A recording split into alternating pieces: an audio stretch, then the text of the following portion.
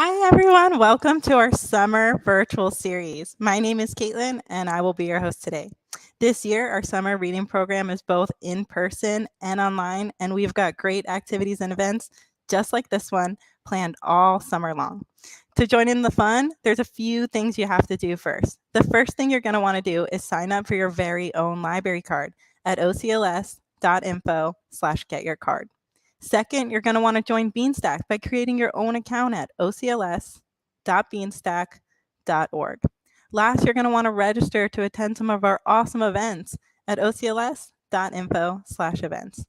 This year, the library is challenging you to read 600 minutes this summer. That's just 20 minutes a day. And you can log your reading through the application Beanstack or through a paper reading tracker. Our paper reading trackers are available at all of our library branch locations.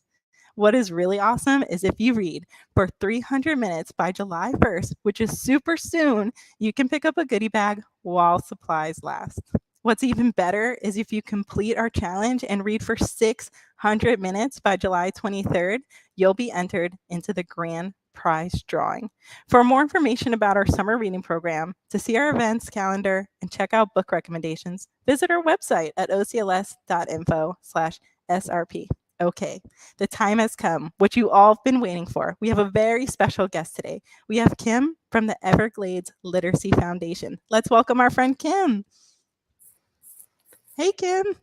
Hi, thank you so much for having me today. Thank you for coming. Are you ready to get started? Yes, I'm excited. Okay, take it away, Kim.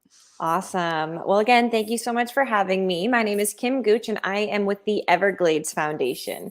I'm the Everglades Literacy Program Coordinator, and today we're going to be exploring the Everglades ecosystem. We'll be learning all about the plants, animals, habitats, and ways that you can help protect the Everglades at home. So let's get started. So, my first question that you can think about is if you've ever been to the Everglades before.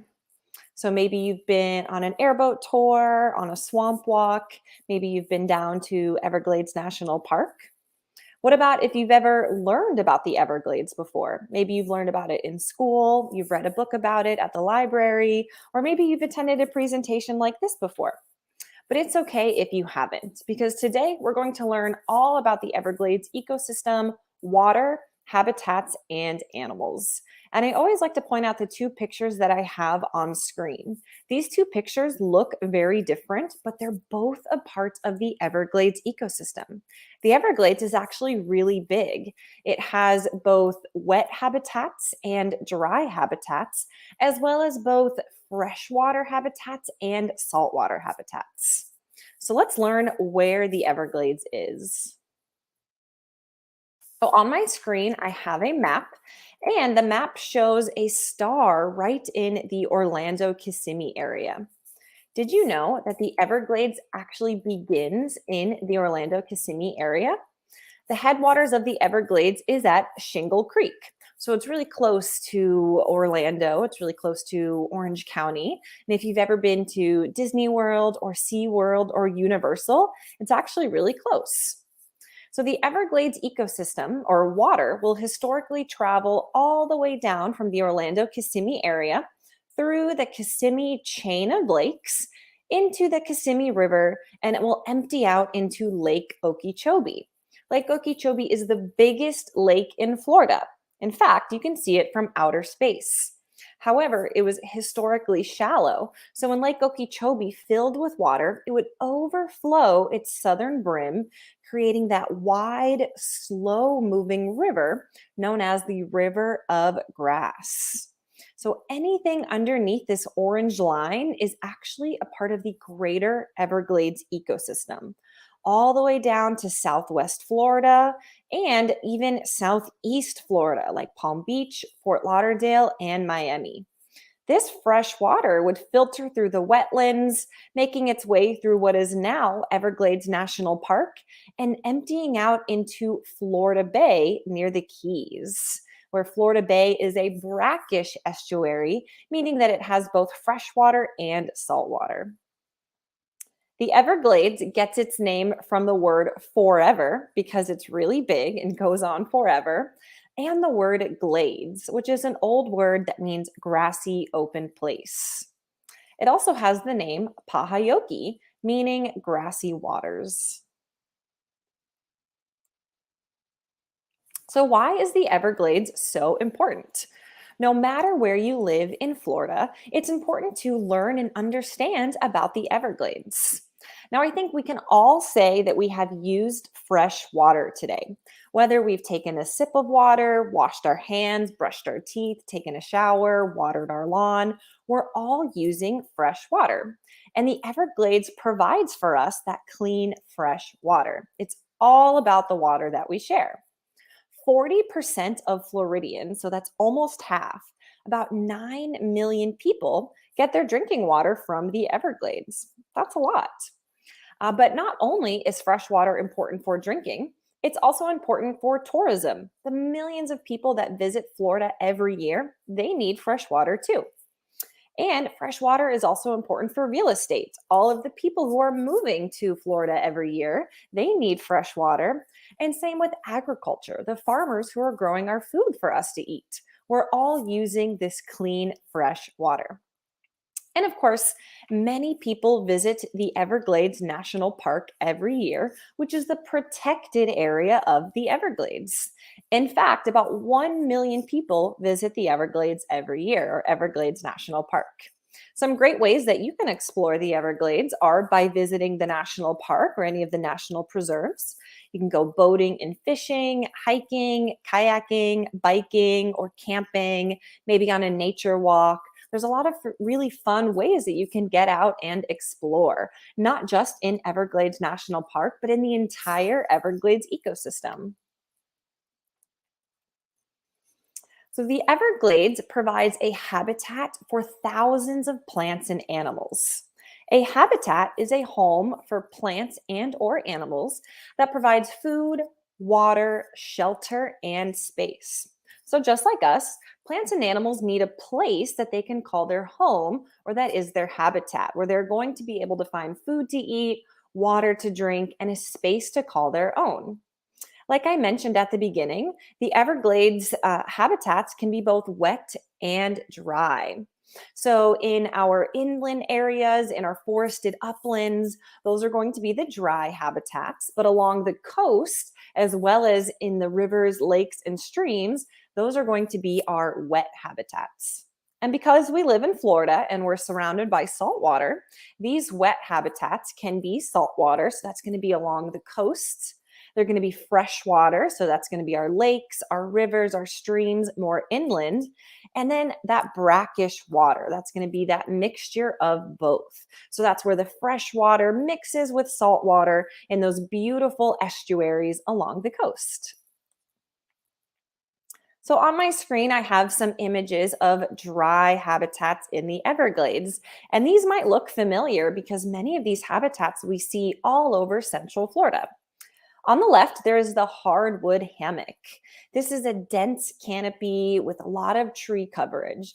It's going to be very shady. It's going to be moist and humid. It's a really great spot for some Everglades animals like the Florida panther or the Florida black bear to find a nice place to hide. On my screen on the right-hand side, you'll see the pinelands forest. This looks very different from the hardwood hammock. These are going to be at the highest and driest parts of the Everglades ecosystem. It has sparse tree coverage. So you can see that the trees are very spread apart, allowing for a lot of sunlight to reach the forest floor, which allows for a lot of plant growth. The pinelands are also going to be very fire tolerant, meaning that sometimes it's necessary to have prescribed or scheduled burns in the pineland forest to allow for new plants to grow. Some animals that you might find in the pineland forest include bald eagles. They love to nest in the tall trees of the pinelands so they can see for miles and miles looking for their food. On screen, we also have some wet habitats. A really unique habitat to the Everglades and to the state of Florida is the mangrove swamp. So that's going to be the picture on the left. Mangrove swamps are going to be found in brackish water. That's going to be where the fresh water mixes with salt water. Now, the mangroves are those really unique trees with their roots that kind of look like fingers. These roots help to filter and clean the water, as well as provide a refuge for wildlife, such as young fish. Mangroves also protect against flooding, and they're a really great storm buffer along the coast, especially now during hurricane season. And also on the right hand side, you'll see the cypress swamps, and we see plenty of these here in Orlando. Now, the cypress swamp is freshwater. It's going to be in some of the deepest parts of the Everglades ecosystem. You can even see on those cypress trees where the water levels are. So, depending on the wet or dry season in the Everglades, the water might be a little bit higher or it might be a little bit lower. It's a really great spot to go kayaking or paddle boarding. You'll probably see a lot of air plants, like the epitites in the picture, as well as some wading birds who are wading in the water looking for their food. And you might even see cypress knees, which are going to be the roots that pop up out of the water. And last but not least, we have the Sawgrass Marsh. So, this is that iconic river of grass that the Everglades was named for. It's an open area with very little tree coverage, but it is a wet habitat. You can see there's many lily pads, pickerel weeds, and of course, sawgrass, which is that toothy, sharp edged sawgrass that grows in water. This is a great place to go on an airboat tour. Many water conservation areas have these sawgrass marshes, and a famous Everglades animal like the alligator might be living in the sawgrass marsh. They do have thick skin that helps them live in that toothy sawgrass. So here we have just a few trees that you might find in some of these habitats. The slash pine is in the pineland forest, so that's a dry habitat. They grow at the highest and driest points of the Everglades, 3 to 7 feet above sea level. And like I mentioned, they are fire tolerant.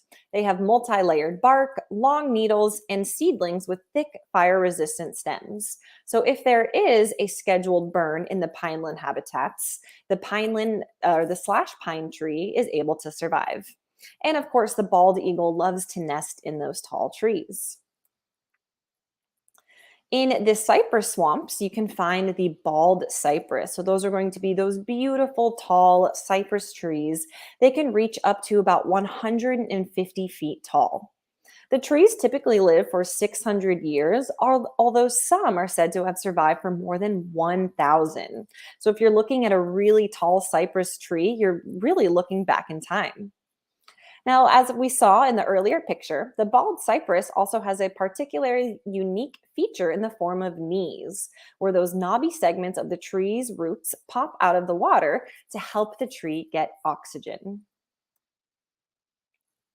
So now that we've covered some of the habitats and the plants, we're going to get a chance to see and virtually meet some of the Everglades animals. So, one of the most famous animals in the Everglades is, of course, the American alligator.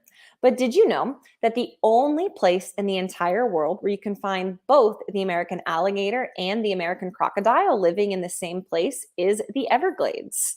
So, that's a really fun fact that you can share with your friends and family at home.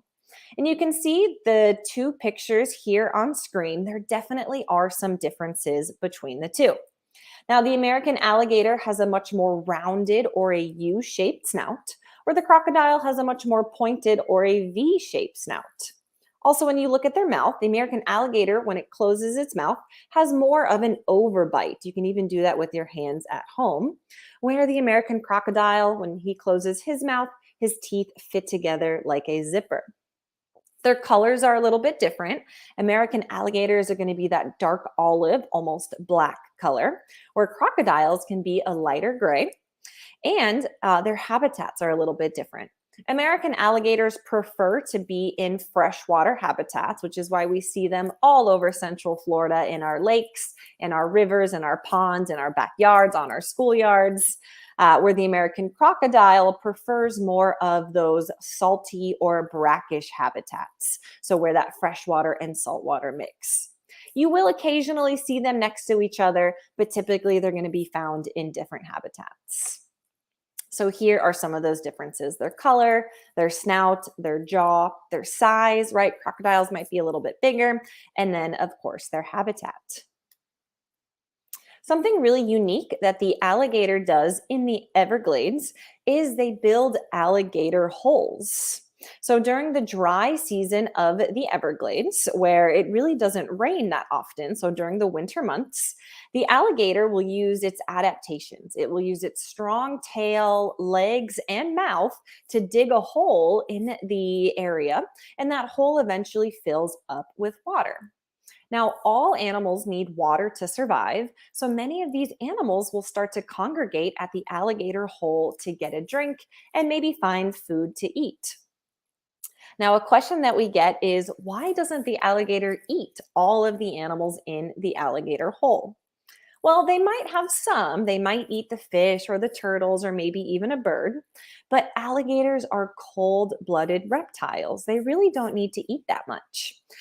So they probably only need to eat about once or twice a week. But as you can see, many different species of fish come visit the alligator hole. You'll have other reptiles like the red-bellied turtle, amphibians like the pig frog, many species of birds like the wood stork, great blue heron, and anhinga, and even mammals like the raccoon will make their way to the alligator hole. The alligator is known as a keystone species in the Everglades because what they do helps these other animals. And without the alligator and without alligator holes, many of these animals wouldn't be able to find that fresh water. So that's why alligators are actually very protected in the Everglades and known as a keystone species. So on my screen, I have a couple of other Everglades animals. The first one I have is the Florida panther. Now, the Florida panther is a critically endangered species. There's really not a lot of them left in the wild. In fact, scientists believe that there's only anywhere from 100 to 200 left in Florida, really living in the Everglades ecosystem. Florida panthers are a large species of cat and they need a lot of space to live. In fact, one male panther needs about 200 square miles to hunt. A lot of times we're building roads and homes and schools in the Florida panther habitat. And so unfortunately, they get hit by cars. That's why it's really important if you're ever in an area where there might be wildlife or Florida panthers is to obey those speeding laws and also look out for Florida panthers. In the top middle, you'll see the roseate spoonbill. Not to be confused with the flamingo, although they are kind of cousins. The roseate spoonbill gets its name from its beautiful pink plumage, right, that rosy color, as well as their bill or beak that is shaped like a spoon. Spoonbills are filter feeders, so they have nerve endings in their beaks where they will actually swivel their head back and forth in the water looking for food. What they eat is actually what turns their feathers pink. So any of that brine shrimp with beta carotene will turn those feathers that beautiful pink color. On the top right, you have the West Indian manatee. Many folks are shocked to know that these live in the Everglades. Manatees can actually go back and forth between freshwater and saltwater. So they're going to be found along the coast of the Everglades ecosystem. Manatees are marine mammals, meaning that they're mammals just like us, but they live in the water. So they do need to breathe air. They give birth to live young, feed their babies milk, and they have hair on their body. The West Indian manatee, they move pretty slow in the water, which is why they unfortunately sometimes get hit by boats. So it's really important if you're ever boating this season to obey those boating laws and, of course, to look out for manatees. And the bottom left, you have the eastern indigo snake. Now, many people are shocked to know that the eastern indigo snake is actually considered a vulnerable species. Vulnerable meaning that they are a threatened species, that they're not quite endangered. But if we don't do something to help protect them, they could become endangered in the future. They are threatened due to habitat loss. They live in those hardwood hammocks and those drier areas of the Everglades in Florida. And we're using those habitats to build roads roads and schools and malls. So it's important to think about that even snakes need our help.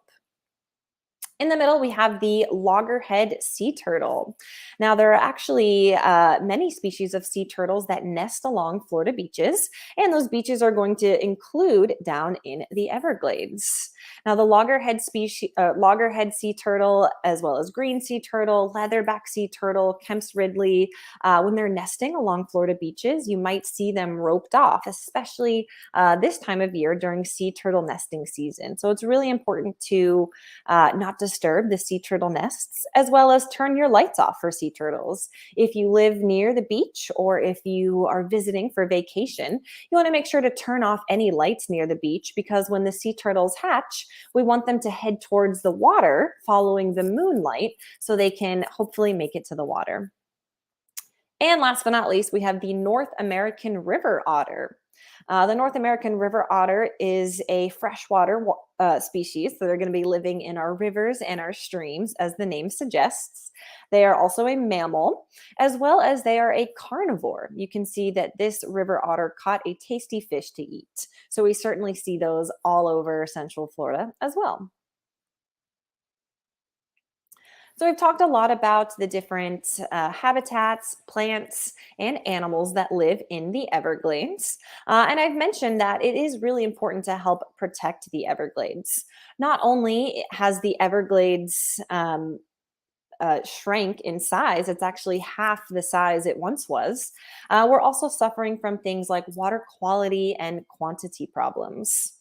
So, because many people have moved to Florida and we've changed the way that the water flows, we're having water quality and quantity issues. So, when water makes its way into Lake Okeechobee, a lot of times it's polluted with excess nutrients. Those nutrients come from fertilizers, they come from chemicals, leaky septic tanks, pet wastes, agricultural runoff, stormwater runoff. And when all of that mixes in Lake Okeechobee, it's going to be very nutrient rich water. Now, the Everglades no longer flows freely from Lake Okeechobee down into Florida Bay. Instead, we are sending that water through the Caloosahatchee River into the Gulf of Mexico and through the St. Lucie River into the Atlantic Ocean. This nutrient-rich water, when it mixes in those estuaries, can cause toxic blue-green algae, that yucky, mucky blue-green algae on the surface, as well as seagrass die-off, algae blooms, and exacerbated red tide. So that's one of the reasons why reconnecting Lake Okeechobee and Florida Bay is really important to Everglades restoration as well as our water quality.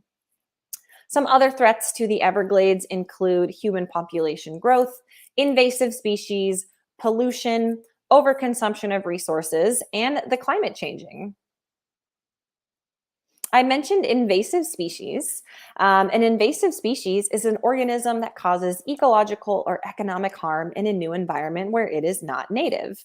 Typically, invasive species are brought over by humans, whether that's the pet trade, whether by boat, brought over to make shoes or clothing, or even accidental or purposeful release.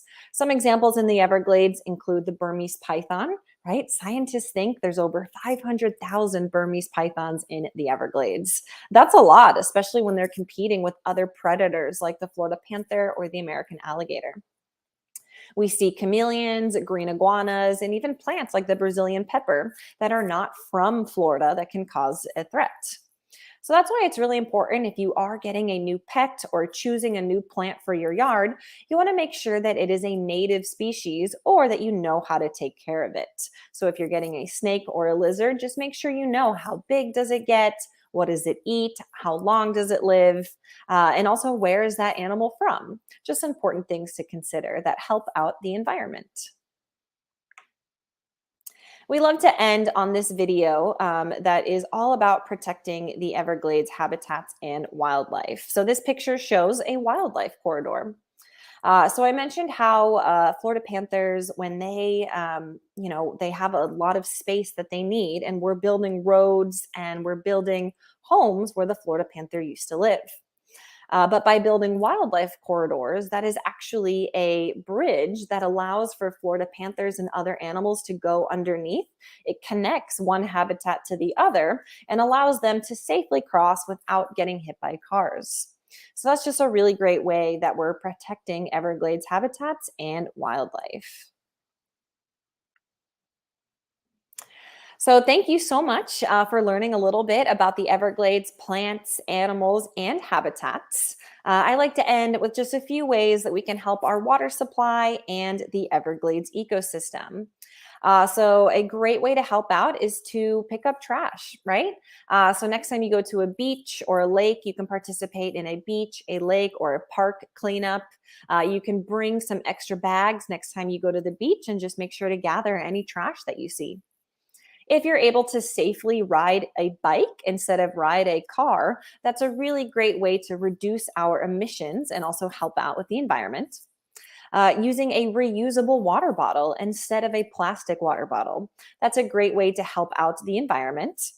Washing our hands is super important, but of course, when you're lathering up or when you're brushing your teeth, instead of letting the water flow, you can turn off the water. That's going to save water, which is helpful for the Everglades ecosystem. Using reusable bags, reusable grocery bags instead of plastic bags. Again, a great way to stop plastic from ending up in our Everglades and our oceans. A lot of times, animals like sea turtles, they might see a plastic bag floating in the ocean that kind of looks like a jellyfish, and it can be really harmful for them if they eat it. And then, of course, making sure to plant native species. That's a really great way to help out the environment. Whether you have a garden at your school or your home, even just a little plant on your balcony that's a native species that can attract native pollinators like bees and butterflies. Those are all really great ways that you can help out the Everglades ecosystem. So, again, thank you so much for having me here today. And I am excited to hear if you have any questions about the Everglades. Hi, all our friends at home. Please go ahead and type your questions in the chat. We would love to hear from you. And Kim is here to answer any questions you may have about the Everglades. Okay, Kim, we have our first question. What is your favorite animal that lives in the Everglades?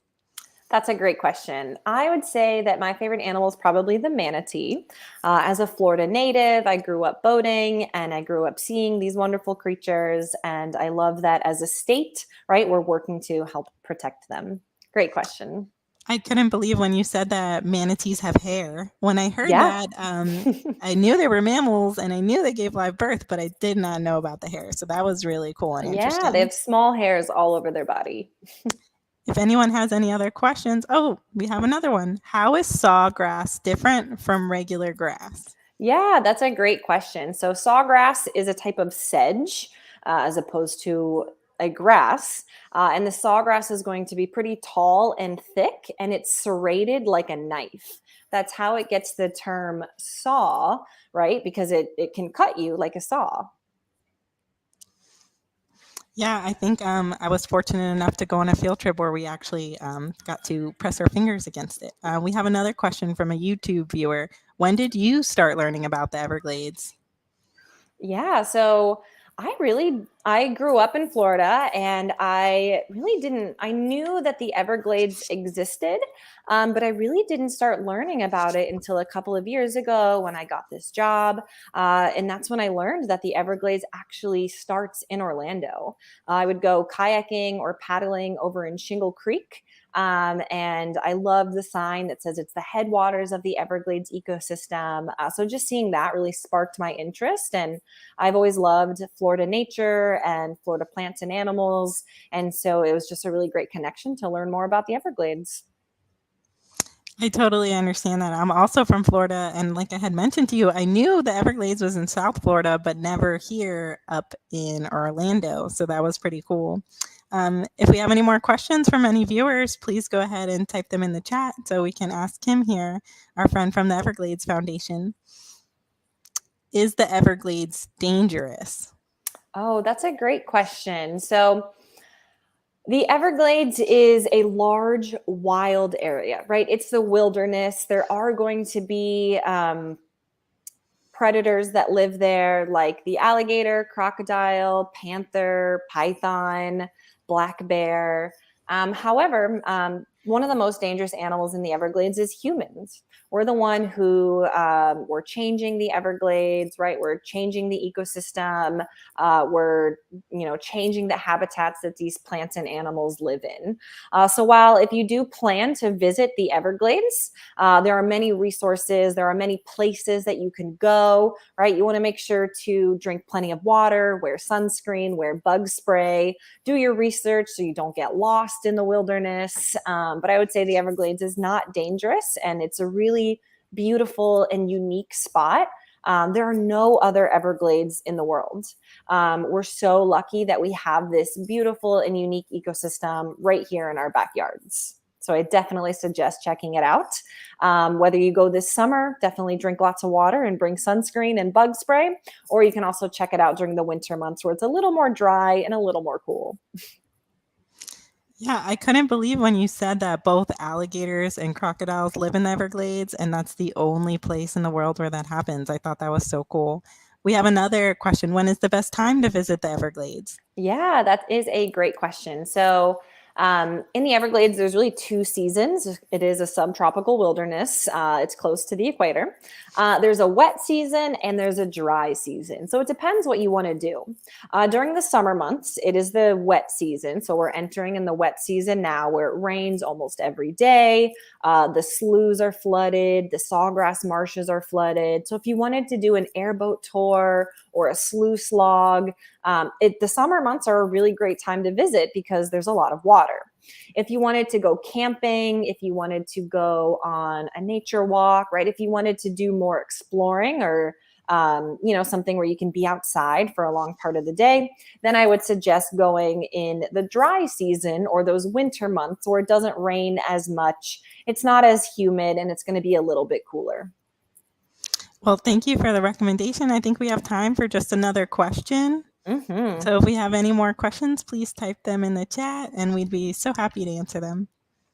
When's the best time to see animals in their habitat? That's a great question. That is a great question. I always like to mention to people that the Everglades is not a zoo, right? So no one is controlling when the animals eat or when the animals come out, right? So when you go visit the Everglades, you want to make sure that you're very patient, right?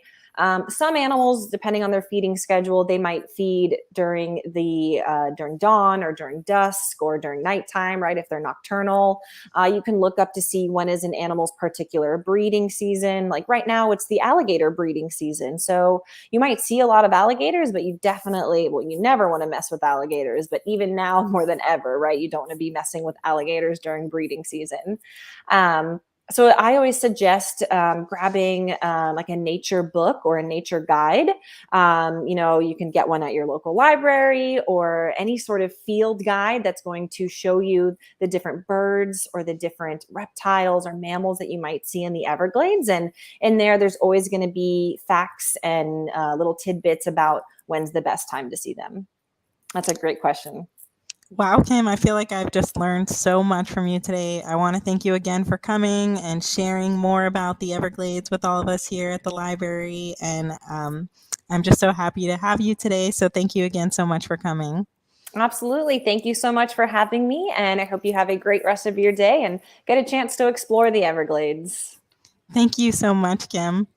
So, friends at home, if you want to learn more about Kim and the Everglades, go ahead and check out their website at evergladesliteracy.org. I want to thank all of you at home for joining us today. We will have virtual live streams every Thursday at 4 p.m. You don't want to miss next week's show. We'll have teen cuisine boba. We're all going to learn how to make boba tea together. You can find more information about all of our upcoming programs at ocls.info/SRP. Don't forget to track your reading in Beanstack. I'm rooting for you and some of your friends to win some awesome prizes. Finally, we would love to hear your feedback about this virtual event. Please complete our survey in English or Spanish at your earliest convenience at ocls.info/survey. A big thank you to our sponsor, Window World of Central Florida, for sponsoring our summer reading program. And thank you for joining us today. Stick around for a sneak peek at some of our cool prizes you can win. Thank you, and we'll see you next time.